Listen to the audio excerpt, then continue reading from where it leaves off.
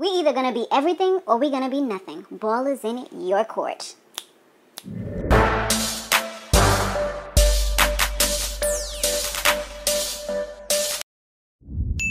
Hey, what's up? What's going on, everybody? You have now tuned in to my love and hip hop recap. Guys, be sure to subscribe if you haven't yet done so, and share this video wherever you like to share videos. All right, so let's go ahead and talk about this episode. I don't know. This episode wasn't everything for me. It wasn't giving me all that life. I don't know. They said there's going to be a reunion, so I guess it's going to kind of overlap with Love and Hip Hop. Love and Hip Hop Hollywood, because I think they said Love and Hip Hop Hollywood starts next week, but I would have thought that the reunion would have been next week. So I don't know. I'm a little confused there. I got to check the scheduling. And I noticed that Basketball Wives, I didn't see that on my DVR, so I'm assuming that it didn't come on, unless it came on at another time and my DVR didn't catch it. All right, so Kirk, he was blowing up. Honey child, he was literally going off. He was pissed off. He was just going off at production. He was going off at the managers, just everybody. He was just he was done. He's talking about they're breaking up his family. No, bruh. You're breaking up your own family. It's only that you're getting exposed because you just so happen to be on TV. Perhaps it's a good thing that you've been on TV. Any person in their right mind would be like, oh, I'm on TV. Let me do right and act right. But no, I'm pretty sure he was liking them checks he was seeing. He was liking the fact that he was, able to stay on the show because he did have a storyline. So he kept going. So don't act like you didn't see the benefits of you being ratchet as well. You know what I'm saying? Nobody's blind, nobody's stupid.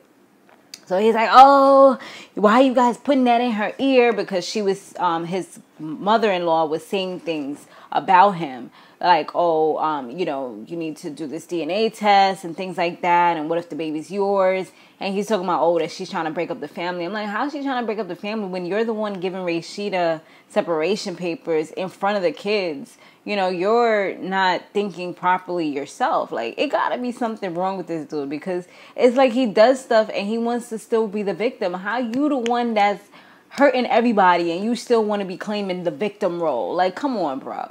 That's not what we doing. And even Rasheeda was just she can't feel sorry for him because he's done all this to himself.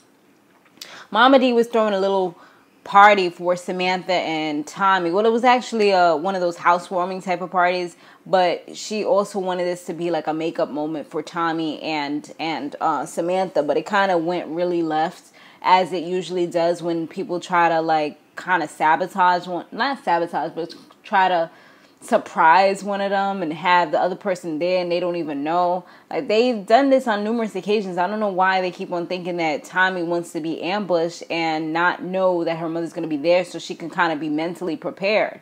And the thing that they kind of called her mother out for was that her mother just constantly defends herself, defends her character, says, oh, I stole for you, I did this for you, did that for you.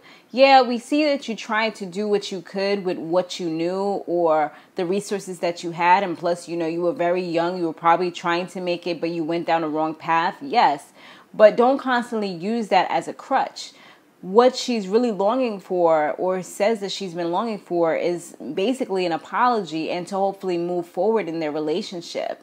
But I do see that her mom can be kind of, harsh, can be kind of spiteful. And I guess if you grew up that way and that's all you know is crime and somebody telling you to be strong, no crying, and, just stop it and all that, and just you always have to have this hard exterior, then that's what you're going to grow up being like. And that's, I think, the reason why she is the way she is. They also had gave Momma Dee some erotic toys because, her and Ernst ain't having the best relationship right now. She kind of alone. But who was it? It was Deb was you got to stop talking to him the way you talking to him. And it is true. She's always saying him and his mother got something going on. And just, it's nice to see a guy really be there for his mother, especially at the age that she's at. Obviously she probably doesn't have anybody else, or maybe he's just always been a mama's boy.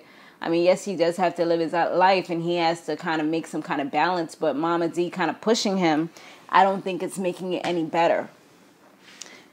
So Stevie J, he meets with Joseline, and she was being super ratchet. She was just like, oh, she didn't want to slap the wig off of his daughter. And I'm just like, really? If I was him, I would totally be done with her, because she took things to another level. I mean, somebody talk about my kid like that, you wouldn't even get out the last words. Like, it's not going to happen. You're not going to come here and tell me that you was going to slap my child, because you're not the child's mother, in any way, shape, or form, and you're not going to be fighting my child. You know what I mean?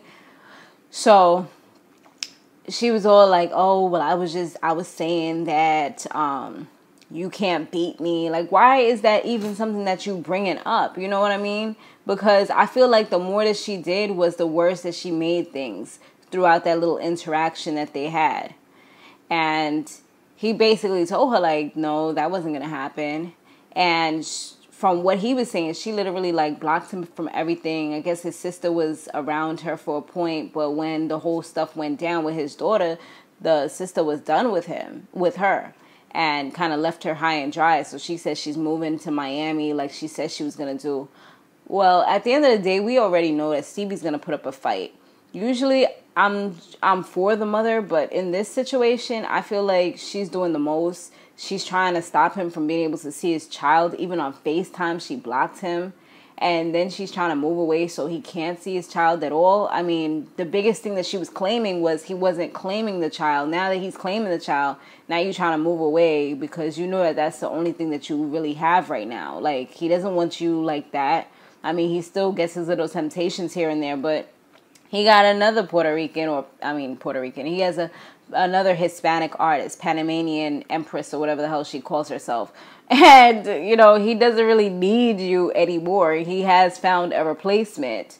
So the only thing that you really have now to keep him there is the baby, and at the end of the day, even though she doesn't want to claim it, if it wasn't for him, she would not be in the position she is. It's like, it's funny how sometimes people just come up and they just forget who's the people that helped them to get to that point. They're like, you know what, F you. They'll crap on you. They'll be like, oh, well, too bad for you. Sucks to be you now. But at the end of the day, that's the person that helped you to get to the point where you at. So Mimi sees Mariah and Treasure P. This is like later on. And Treasure P... And she was at, I think it was at Lovely Mimi's salon. It was Mariah, Treasure P, and Lovely Mimi, of course, if it's her salon. So Lovely Mimi was talking to them while they was getting their little feet done, their little pedicures.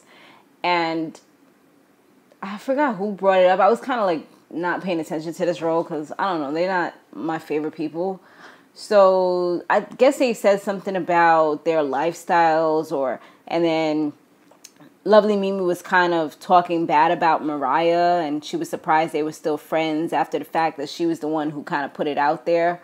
And then she was like, I don't live that lifestyle. That's your lifestyle. You guys have the whole lifestyle. Like, she was going in and saying things that you wouldn't normally say to people in their face. You're going to talk about somebody, especially when you're supposed to be cool with them, then you usually do it behind their back. I mean, I hate to say it, but that's what happens in most of these girl cliques. They pretend to be your friend.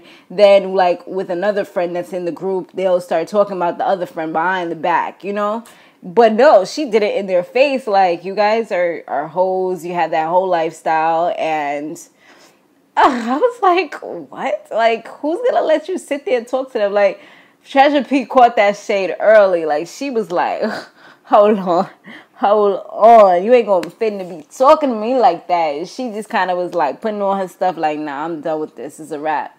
And she just started then they started going off back and forth and they was about to fight. But security lifted Lovely P up. It looked like Mariah wanted to also jump up, but Mariah was sitting there mad calm until she saw that Treasure P got mad hype. Like, she was on some follower type of joint. I'm like, now you want to fight? Like, you wasn't trying to fight her a few minutes ago.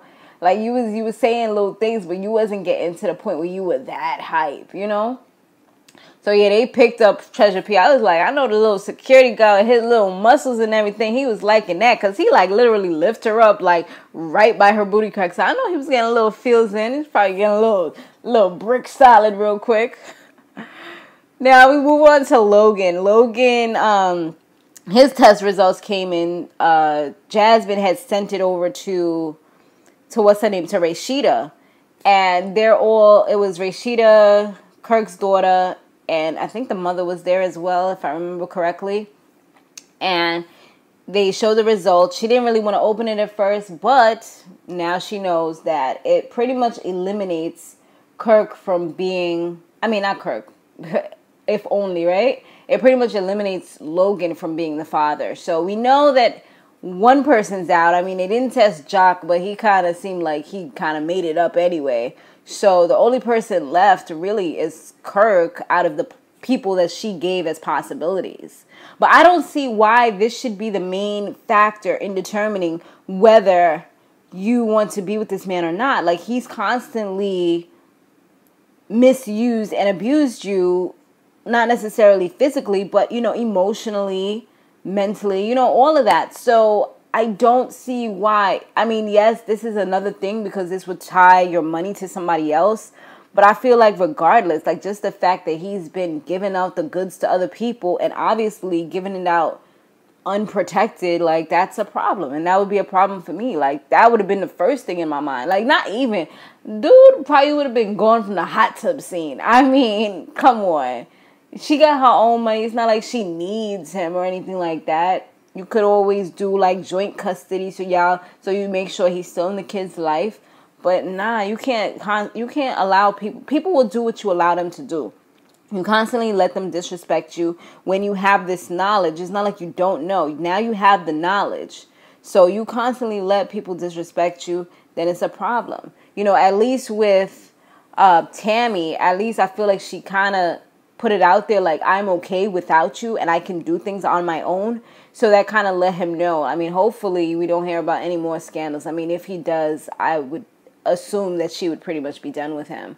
But, it's hard. I mean, I'm not going to sit here and pretend like, it's so easy. Snap, snap, 1, 2, 3, you're out the door, especially when you build a long-lasting relationship with somebody.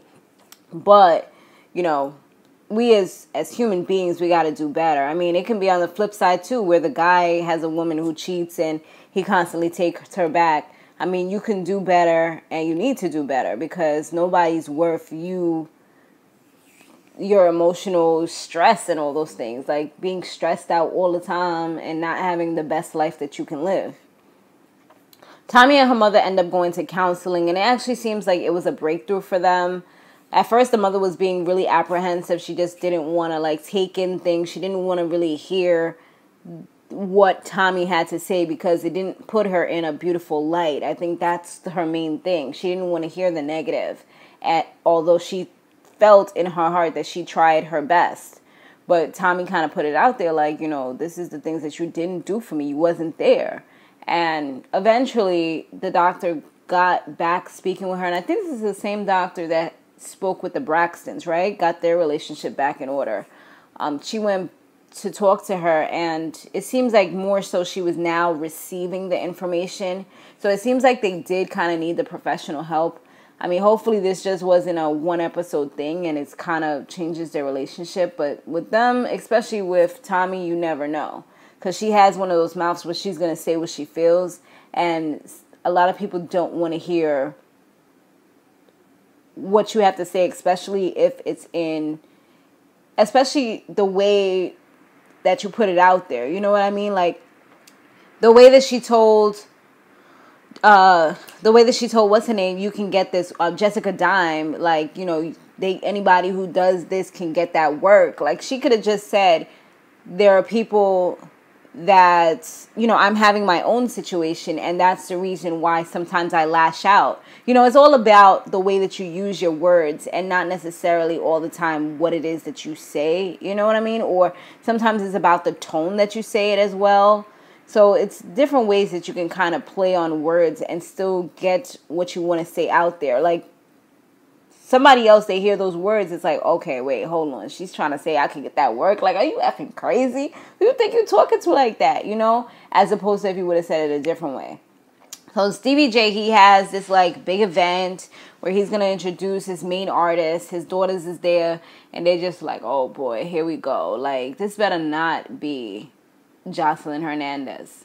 So then he introduces the first lady of whatever his record label is called, Dark Records or Monsters, or I know it's Death or something. It's some dark name he got there. So he introduces her, and it just so happens to be Estelita. And his daughters is like actually happy. They're like, she's pretty. So, you know, he's moving forward and he's not allowing anyone to bully him. He was actually supposed to do an appearance with Joseline. She booked him for this, to be this happy family and introduce the baby to the world. And he ended up not going because he's like, nah, that's not what I'm trying to be doing right now. Nobody's going to force me to do anything that I don't want to do. And he also says that he's going to do what he got to do, and that's it. And it ends up that the show got canceled. I think VH1 had something to do with that. Because at the end of the day, she does have contracts with them. And they really, like, threw her under the bus and let it be known, you know. So if she is trying to get a job anywhere, especially like she was saying that she might have a job on The Real. So I guess she was starting to really get a big head or whatever. The Real, like, I highly doubt they would want somebody that's worse than what they claimed Tamar was. Because they were saying Tamar was difficult and this and that.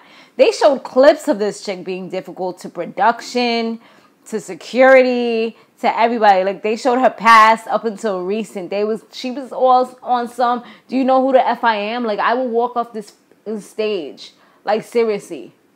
She was like, don't play with me. Like, first of all, they made you. If it wasn't for them, nobody would even know who you are. What you mean, do you know who I am? Seriously? That's exactly what I'm talking about with people. They get up there a little something and they forget where they came from. They forget how they got to the point where they at. Because they so, like, into this headspace where they done met all these stars and they done been on shows and done little things and they got them coins in their pocket. You know, so they feel like they so big time-ish, they don't need to respect people anymore. And it's a shame, you know, the people that we allow. I seen somebody had wrote something, I think it was Tanisha, she wrote, like, it's crazy how we allow certain people to become famous and to kind of get up there in this world when they don't really deserve it. And that's exactly how I feel as well. So they were like, they don't even know that she's going to be there for the reunion. So I guess we'll see. They did a little recap of everybody's lives, but I was kind of over it at this point. After I sipped this tea, I was just like, I'm done. So we'll see about the whole reunion thing. I got to see the schedule for that. But thanks for watching, guys. Be sure to stay fabulous, live free, and soar limitless. I'll see you in the next one.